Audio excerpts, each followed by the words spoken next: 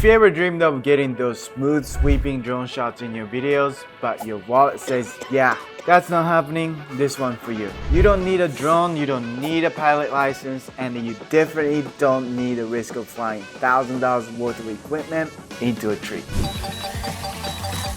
Because there's a free tool from Google that lets you capture jaw-dropping aerial shots from anywhere in the world without ever leaving your desk. It's called the Google Earth Studio. It lets you plan, animate, and render realistic camera moves through actual 3D satellite imagery. In this tutorial, I show you how to create cinematic drones step by step, how to plan your camera path, make it feel real, export footage that looks like you hired a professional drone team. All you need is your browser and video editor and a few spare minutes. Let's just jump right in. So without ever touching a drone or even going outside, this is where we start. Well, kinda. If you never used a Google Earth Studio before, you need to access it first. Don't worry, it's quick. Go to earth.google.com/studio, fill out your info.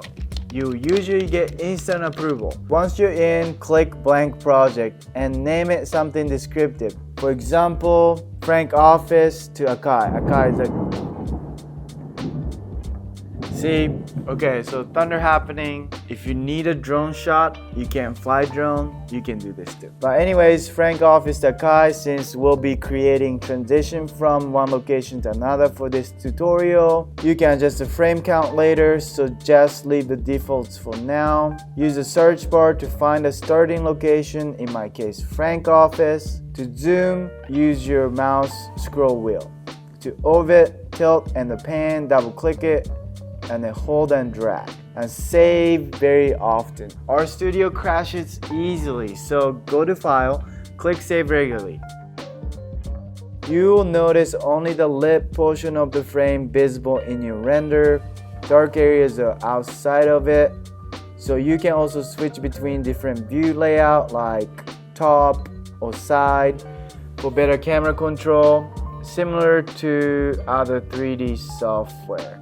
So now on the timeline, you see the camera position and the camera rotation by default. But there are more hidden options. Click Add Attributions to access them. Even if something is unchecked here, it's still enabled by default. We'll only add 2 attributes for now. Make it simple. Camera target and roll. Let's start animating. First up, camera target. This lets you lock your pans and tilt in specific locations, and then you can keyframe it to create movement. Okay, move a little ahead on timeline, keyframe the target on Frank. Then move forward again and set a new target to Akai by right clicking and then selecting set camera target. Okay, now the target transition between both points. But our camera still isn't moving, so let's fix that. So zoom in on Frank, set a position to keyframe, scrub forward. Okay, zoom out. It won't auto keyframe, so hit the keyframe button again. Now you see the camera zoom out as it follows our target towards the Akai. So next, okay, move the camera to Akai, scrub forward, and set new keyframes. For this animation, we will smooth fluid motion at our speed. I think it would be a cool idea to orbit around the building for 360 shot before pushing it. Okay, so add a keyframe around the Akai to complete the orbit.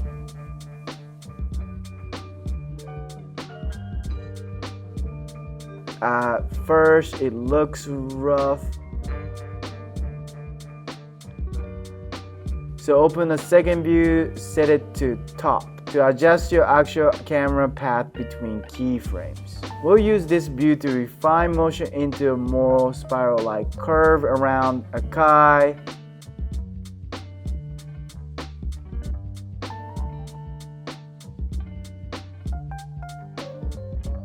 Okay, much better. So now let's smooth it out even more. Select your target keyframes, right click, apply easing, Then open the curve editor to each attribute by clicking on each one individually to select it, and then click it again to deselect it. Pull on the in and out handle slightly for more natural flow. Okay, it's already looking better, so let's make it feel more dynamic with roll. So this rotates with the camera around its own axis. Okay, perfect for adding a touch of realism, like a wind resistant acceleration. So go to points where your camera starts orbiting, set your first roll keyframe at peak of speed, roll slightly away from direction of motion. Then near the slowdown, roll back towards to it, and then ease in between them for a smooth transition.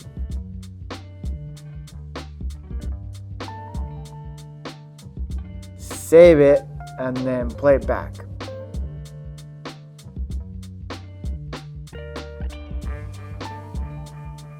Okay, pretty good. There are more attributes you can explore, but this setup already gives you polished cinematic result. Trim your timeline to just a few extra frames at the end, then go to animation and then click render. Okay, here you can adjust the resolution.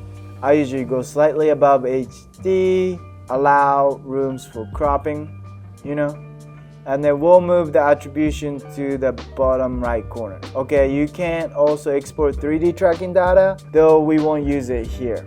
So click submit and then go to animation and then click cloud renders. And you see video queued, then running. Finally ready to download once it's finished. Now that our drone shot is ready, let's jump into edit, make it look and sound amazing. First, I'll drop into 2 video clips, one from our starting location and then one from our destination. Let's bring in the Google Earth drone shots and trim it down just the parts with the movement. Then sandwich it between those clips. Okay, for transitions, I'm using Mr. Horse Premiere Composer to add zoom out and zoom in effect. But any plugin or preset works, but if you guys haven't used Mr. Horse, I would highly recommend it. And then where the first clip transitions into the drone shot, it should transition back into the second clip. Okay.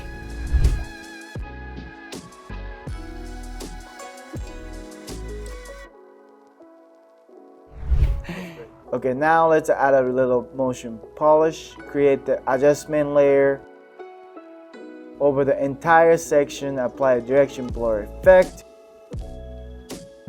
Keyframe it so it more blur when the camera moves, faster and less when it slows down. Matching the blur direction to the movement. After that, fine tune your luminary color. Okay. Already it feels way more dynamic.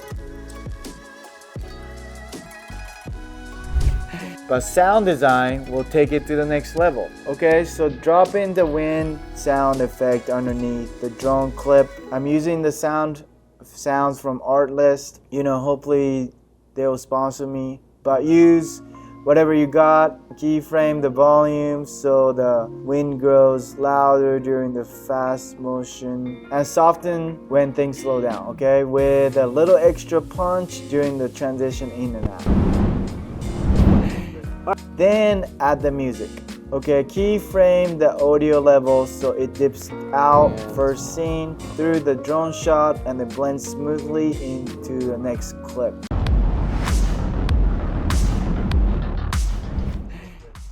For final touch, let's add a passing burst for atmosphere. Place it over the highest altitude moment of the shot. Okay, to sell the movement, keyframe the stereo panner from left to right. And that's it. Well, here's the final result. And you just cut them up and you put them in an order to tell a story. Okay.